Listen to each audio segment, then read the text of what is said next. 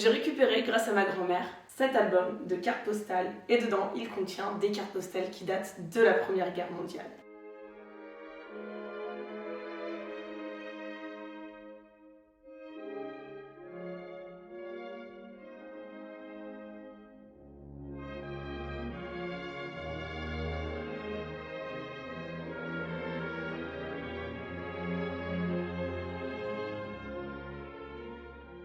C'est la dame qui a éduqué ma grand-mère qui lui a donné. En fait, son père lui envoyait des lettres à elle et à sa mère pendant une bonne partie de la Première Guerre mondiale. On les a quasiment toutes là-dedans et bien sûr, je les ai toutes lues pour retracer le parcours de cet homme, ce père de famille, ce mari nommé Paul Gaudin, qui est parti jusqu'à Corfou pendant la Première Guerre mondiale. Pour en revenir, j'ai essayé de retracer au mieux tout son parcours et c'est ce qu'on va faire dans cette vidéo. Toutes ces lettres, il les envoyait à une adresse précise à Orléans. Je vais vous mettre une petite vue sur la carte pour que vous voyez où il les envoie. Son anniversaire, c'est le 25 janvier. Vraiment, en lisant ces cartes, j'ai réussi à rentrer dans toute leur intimité. Dès le début, ce que je voulais qu'on note, c'est que les cartes qu'il envoie à sa femme et celles qu'il envoie à sa fille ne sont pas du tout les mêmes. Il n'utilise pas du tout le même ton.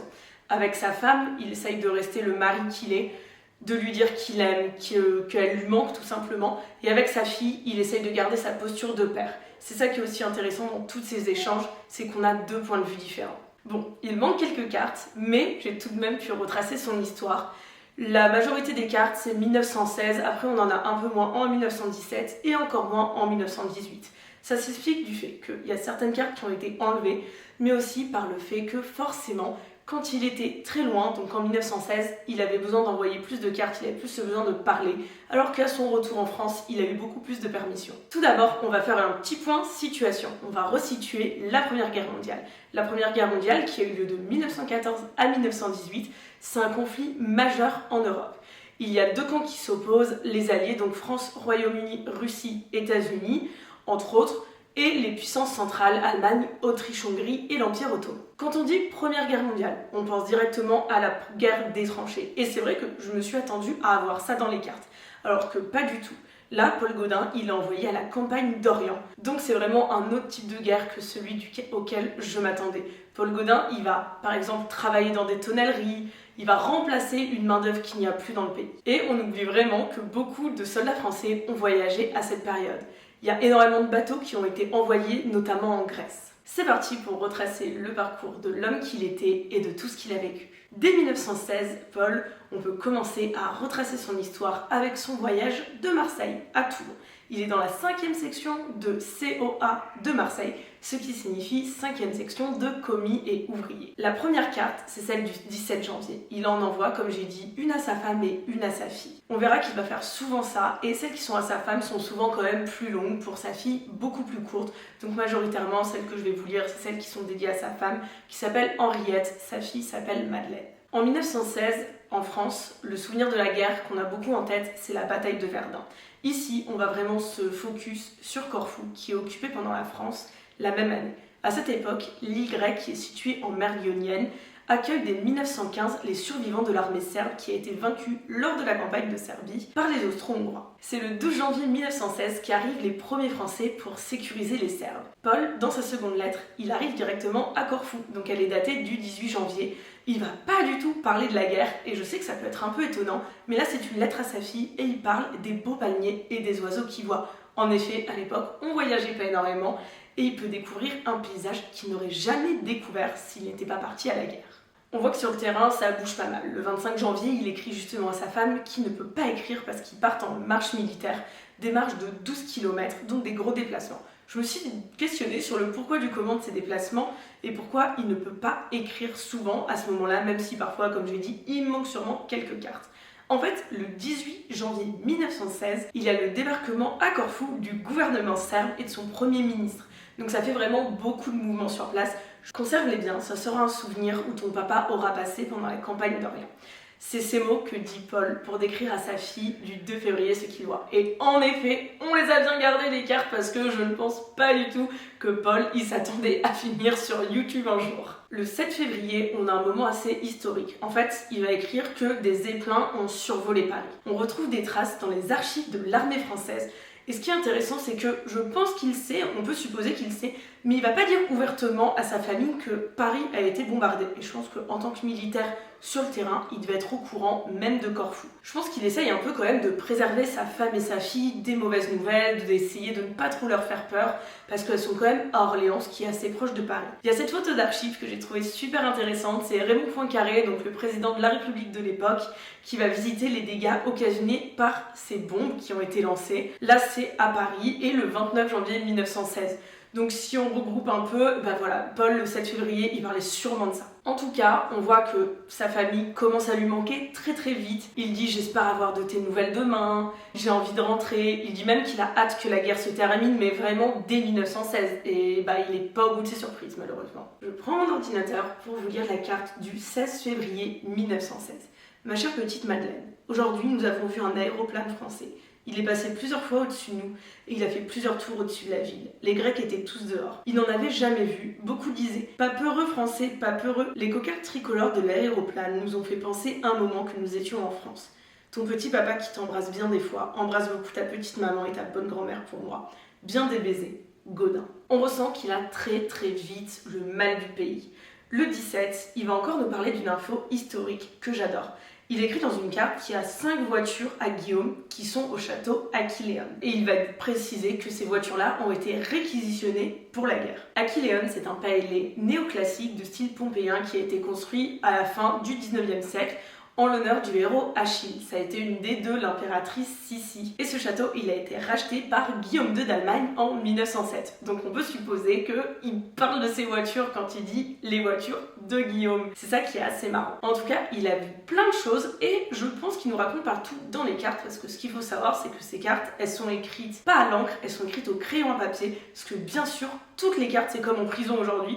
Toutes les cartes sont relues et les passages qui peuvent être gênants pour l'armée, par exemple, vont être effacés. Moi, j'ai pas vu de passage effacé dans les lettres de Paul, donc je pense qu'il disait que ce qu'il pouvait dire et qu'il n'allait jamais plus loin. En tout cas, quand on retrace les archives, on voit que ce château d'Aquileone, il a été réquisitionné par les troupes françaises et serbes pour en faire un hôpital militaire. Donc sa fonction, elle a quand même bien changé. Après, j'ai pas mal de cartes sans rebondissement et dès le mois de mai 1916, ça va beaucoup bouger. Malheureusement, tout n'est pas joyeux dans la vie de Paul et on le voit très vite. Dès le 19 mai, on a une carte qui est quand même assez triste. Il va écrire à une femme qu'il nomme Mère Porcher. Alors moi, je suppose que c'est sa mère, de ce que j'ai pu comprendre. Et il dit que Delphine, qui est sa sœur, est maintenant veuve. On voit quand même les dommages collatéraux de la guerre et c'est assez triste. En tout cas, il se laisse pas abattre et il écrit « Comptez sur votre petit gars pour revenir soutenir vos enfants ». J'adore cette phrase, mais je suis vraiment pas sûre que cette mère Porcher, ça soit sa mère. Si vous avez des infos, si vous la trouvez sur internet, c'est quelqu'un dans votre généalogie, ça serait cool d'avoir plus d'infos sur elle. Il a aussi écrit une lettre de soutien à sa sœur, c'est une des seules lettres pour sa sœur que j'ai dans ce tas de lettres. Donc j'imagine qu'ils l'ont gardé parce que c'était assez important pour leur histoire familiale. Ce qu'il faut aussi que vous voyez, c'est que là je lis les cartes où il y a beaucoup d'infos. Mais en fait il y a énormément de cartes qui se résument à juste des je vous embrasse,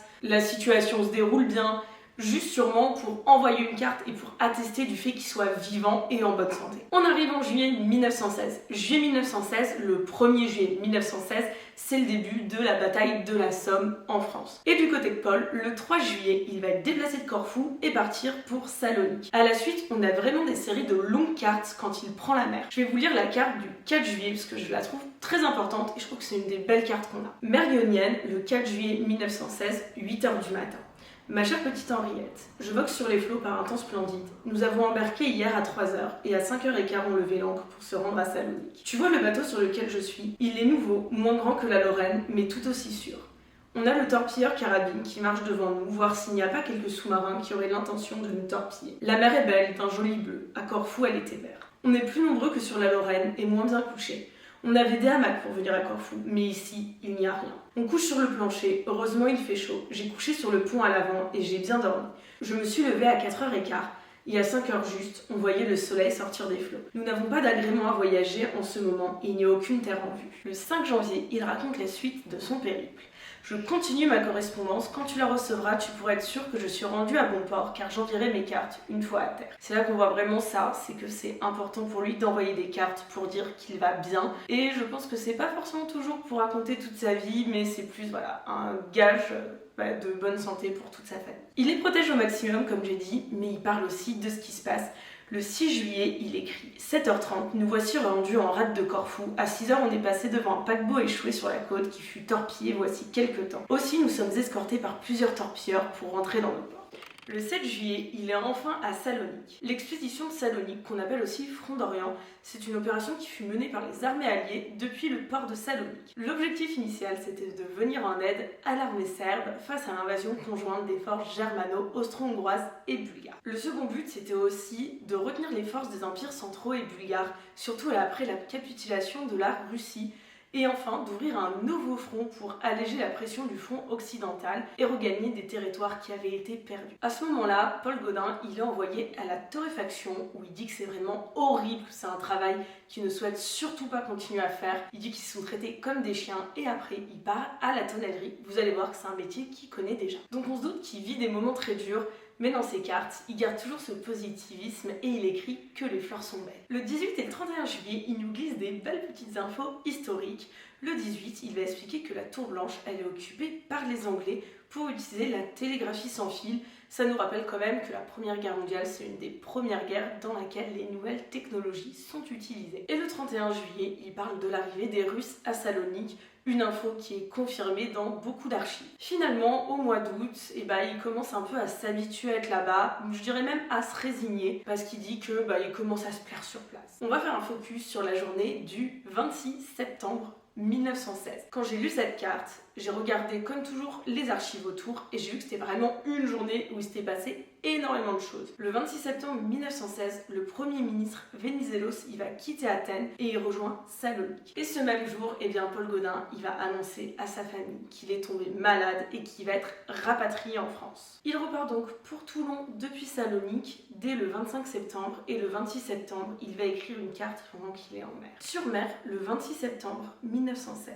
Ma chère Henriette, je t'ai écrit de Salonique le 24 t'annonçant mon départ, mais tu vas recevoir cette carte avant l'autre. Je vais la mettre aussitôt arrivée à Toulon. Je t'écrirai aussitôt que je serai rendue et que je saurai ma nouvelle adresse. Je ne sais pas dans quel hôpital je vais être envoyée, mais probablement du côté de Nice. Ne te tourmente pas, ce que j'ai n'est pas grave. De l'anémie et de la faiblesse. Je serai vite remis, étant bien soigné et en bon air. Et ensuite, j'irai passer quelques jours de convalescence près de toi. Une des seules infos que j'ai sur son voyage, c'est qu'il voyage sur le paquebot André Lebon. En effet, vous verrez que la carte postale sur laquelle il écrit, c'est une carte postale de ce paquebot. Ce paquebot a été mis en service dès 1915 et il a été très vite réquisitionné pour le transport des troupes. En 1916, il est transformé en hôpital militaire et devinez quel jour ? Le fameux 26 septembre 1916. C'est pour ça que je voulais qu'on fasse un petit focus sur cette date où il y a quand même plein de choses qui se déroulent autant pour Paul que dans l'histoire de la Première Guerre mondiale. Comme à chaque fois qu'il est en mer, les lettres de Paul sont un peu plus longues et celle que j'ai commencée du 26, je l'ai coupée, je vais vous lire la suite. Nous sommes sur un beau bateau, on est bien nourris, bien couchés. La mer est belle, aujourd'hui 27, nous côtoyons l'Italie depuis ce matin 9h. Il est midi, nous passons le détroit de Messine. Le soleil donne en plein sur la côte, c'est superbe. Aujourd'hui 28, la mer est mauvaise. Nous sommes balancés, le temps est couvert et menace à la pluie. Ce soir, il tombe de l'eau et toute la nuit aussi. Aujourd'hui 29, on arrive à Toulon à 7h du matin. Ton petit Paul qui t'embrasse de tout son cœur. Donc Paul arrive à Toulon. Il est envoyé à l'hôpital de Marseille, très exactement à l'hôpital militaire Asile de nuit, rue Plumier, au numéro 38. Et là on voit qu'il commence à avoir des espoirs de permission. Dès le 5 octobre, il dit à sa fille qu'il va sûrement venir très vite la voir. Il décompresse un peu de la guerre, il prend le temps de visiter Marseille, il dit dans la carte du 8 octobre, et vous verrez, il y a beaucoup de ces cartes qui sont des lieux culturels à Marseille qu'il va aller voir. Ensuite, entre le 29 octobre 1916 et l'année 1917, il me manque beaucoup de cartes. Je pense qu'il y a une part de hasard au fait qu'il m'en manque, mais aussi c'est le fait qu'il a eu plus de permissions, il est sûrement rentré quelques jours, voire quelques semaines chez lui. On reprend donc notre histoire en avril 1917. On dirait tout juste qu'il vient de retourner à Marseille, peut-être suite à une marche militaire ou une autre permission, ça je ne le sais pas. Et là, sur une des cartes, j'ai découvert quelque chose sur sa vie. En fait, on voit que quand il met l'adresse, il n'écrit plus rue de Sainte-Catherine, mais juste tonnellerie Orléans, rue Sainte-Catherine. Donc je me suis dit que tonnelier c'était sûrement son boulot, parce qu'il avait déjà travaillé dans des tonnelleries pendant ses déplacements à Corfou et à Salonique. Donc j'ai décidé de faire des petites recherches. J'ai croisé son département, le mot Orléans, tonnellerie, et Gaudin, eux aussi rue Sainte-Catherine. Et voilà sur quoi je suis tombée. Ça va nous permettre de rentrer d'une autre manière dans l'intimité de sa famille et maintenant on est sûr de son métier. Paul il a l'air d'être assez bien rétabli puisque quand même dès le 4 août 1917 il part à Aubagne et Aubagne c'est un endroit qui est connu pour avoir pas mal de centres d'entraînement militaires. D'ailleurs il spécifie son adresse, il dit 26 compagnies, 141 route de l'infanterie à Aubagne. Il évoque la possibilité de revenir, d'avoir encore une permission, mais tout n'a pas l'air de se passer comme il souhaite parce que ça il dit plusieurs fois. Il dit dans 2 semaines, dans 3 semaines, et on voit que ça tarde un peu. À partir d'Aubagne, il part en marche militaire jusqu'à Auriol, où il passe le 17 août 1917. Ensuite, les cartes que j'ai, elles reprennent à partir d'Aubagne, et c'est à partir de novembre 1917. Ensuite, on voit qu'il est de retour à Aubagne, et qu'il reparle à sa femme d'une permission possible le 20 août 1917. Et franchement, je pense que ça devait être assez dur de faire tenir leur couple, et de garder son rôle de père après sa fille, en ayant du mal à rentrer régulièrement. Après le 20 août 1917, les lettres, elles reprennent en 1918. Très exactement à la fin de l'année 1918, qui est donc la dernière année, enfin l'avant-dernière année plutôt, de la guerre. J'ai que 3 lettres de cette année-là, une lettre du 22 octobre 1918, du 23 décembre et du 28 décembre. Le 22 octobre 1918, il écrit à sa femme qu'il doit demander un certificat de présence au corps. Je savais pas du tout ce que c'était. Il fallait qu'il demande ça pour avoir sa permission. Et en fait, ce certificat, c'est un document qui atteste que le salarié, il est présent sur son lieu de travail. Donc sûrement qu'il est allé assez travailler pour la patrie pour avoir le droit d'avoir sa permission. Le 23 décembre, Paul, il écrit « Je ne m'ennuie pas, j'attends la libération avec impatience ». Je trouve que cette phrase, elle est assez forte. Il s'est habitué à la guerre, il en a marre, mais maintenant, il est juste patient, il sait qu'il peut rien faire de plus. J'ai envie de vous lire la carte du 23 décembre où il va parler des conséquences directes de la guerre. Ma chère petite Henriette, j'ai voulu aller me promener hier à Roubaix, mais je n'ai pas été jusque-là. La pluie m'a pris en route et j'ai été obligée de revenir. J'étais trempée, il tombe de l'eau toutes les nuits et quelquefois dans le jour. Si tu voyais les dégâts que les Boches ont fait, ils n'ont pas laissé un pont, ils ont tout sauté. Je vous souhaite à tous les 3 de passer un bon Noël. Je pense que vous êtes en bonne santé pour moi, ça va bien. Et je ne m'ennuie pas, j'attends la libération avec impatience. Embrasse-moi ma petite Madeleine et ta mère pour moi, ton petit Paul qui t'aime et qui t'embrasse de tout son cœur. Gaudin. J'ai vraiment aimé vous raconter l'histoire de Paul, auquel je me suis quand même un peu attachée.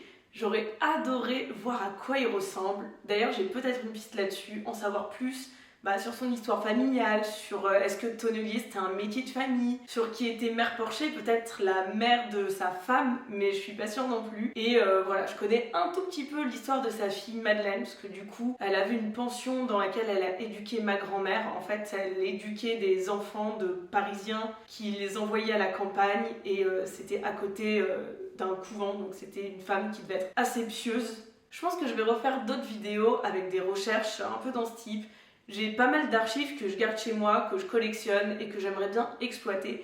Mais je vais aussi refaire une vidéo en focus sur certains points. Parce que j'ai plein de mystères finalement dans ces cartes. Il y a une des cartes où il y a une photo, c'est peut-être une photo de Gaudin. Je vais faire beaucoup de recherches et ça sera la prochaine vidéo autour de ce sujet. En tout cas, n'hésitez pas à me donner votre avis en commentaire si vous avez des infos. Si j'ai fait moi des erreurs historiques ou si vous avez des infos sur la famille Gaudin, que ça soit Madeleine, Henriette, Paul, surtout n'hésitez pas, venez tout me dire en commentaire ou en MP. À très vite!